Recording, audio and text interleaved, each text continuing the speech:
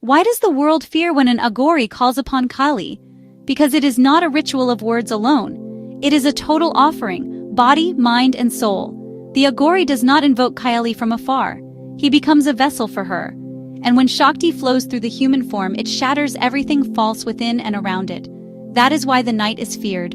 For when Kaali descends, nothing untrue can survive. The preparation for such a night begins long before the moon rises. An Aghori will retreat into solitude, observing silence for days. Food is abandoned, worldly attachments dissolved. Only ashes from the cremation pyre touch his body, reminding him of the truth. All flesh returns to dust. The Kapal, the human skull, becomes both vessel and reminder. Life is temporary, consciousness eternal. When the chosen night arrives, usually on the darkest new moon, the Aghoris gather near the sacred fire of the Smashan. Around them, the air is thick with the scent of burning sandalwood mixed with flesh, a reminder of impermanence. Where others see terror, the Aghori sees clarity. For here, there is no mask. Death speaks directly. The ritual begins with mantras that are not recited aloud in ordinary spaces. These are biha mantras, seeds of sound that tear through the veils of illusion. The syllables themselves are living beings, carriers of immense energy. Only the initiated know how to pronounce them without harm. A single wrong vibration can disturb forces that even gods tread carefully around. Contrary to popular belief, Aghoris do not summon Kaali to perform spectacle or miracles. They call her to dissolve fear, to annihilate the ego, to merge into the infinite. The offerings in such rituals are not gold, jewels, or flowers. They are far more precious. The practitioner's breath, his surrender, his deepest attachments. Some will offer wine, some flesh, not as indulgence but as alchemy. To consume what the world rejects is to declare, "Mother, I accept all that exists, for all is you." There are accounts rarely spoken aloud of Kaali's presence during such invocations. Not as a statue, not as an imagination, but as a living, terrifying force. Witnesses have described the sudden rise of winds, the flickering of flames against no breeze, the sound of ankle bells in empty grounds, and in the deepest trance, the Aghori may feel her breath upon his own, her eyes opening within his skull. At that moment, there is no he left.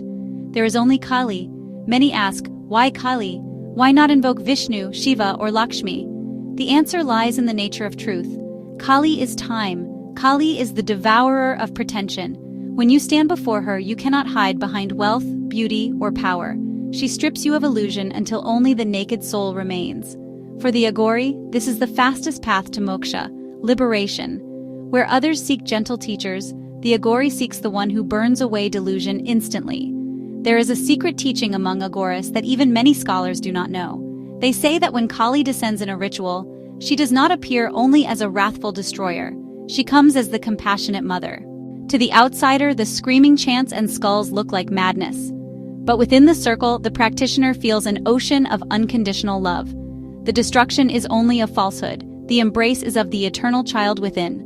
This duality, terrifying yet tender, is the secret face of Kaali that only the initiated experience. It is also said that female Aghoris hold a special place in these rituals. While male practitioners embody Shiva in stillness, the female Aghoris channel the flowing Shakti directly. Their invocations are sharper, fiercer, often capable of pulling the divine presence faster into the circle. Perhaps it is because Kaali herself is the eternal feminine, and through her daughters she recognizes herself most easily. One of the lesser-known aspects of these nights is the silence after the ritual. When Kaali has been invoked and the frenzy of mantra subsides, the Aghoris sit in complete stillness. No word is spoken, no fire stoked, only silence remains. Why? Because in that silence, they are not individuals anymore. They are fragments dissolved in the cosmic mother. To speak would be to return prematurely to illusion. That silence is not emptiness. It is fullness, the womb of creation itself. For the world, these nights are terrifying spectacles. For the seeker, they are doorways to eternity. And yet not every Aghori survives such encounters unchanged. Some are said to go mad, unable to bear the intensity of Kaali's presence. Others emerge radiant, glowing with a light that frightens the ordinary. This is why the path is not for all. It demands everything, and it offers nothing but truth. In Sanatan Dharma, there are many paths to liberation: devotion, knowledge, service, meditation. The Aghori path is the most extreme, the most uncompromising, and summoning Kaali on a night of ashes and silence is its most secret jewel.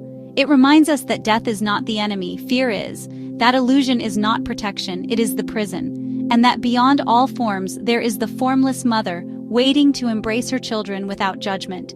As I share this with you, I must emphasize, these are not rituals to be imitated or mocked. They are not for curiosity, but for those called by destiny. But even as listeners, we can learn something profound. The courage of the Aghoris teaches us to face our own fears, to let go of falsehood, to trust the mother who gives and takes all. So the next time you hear of an Aghori in the cremation ground, chanting in the night, do not imagine madness.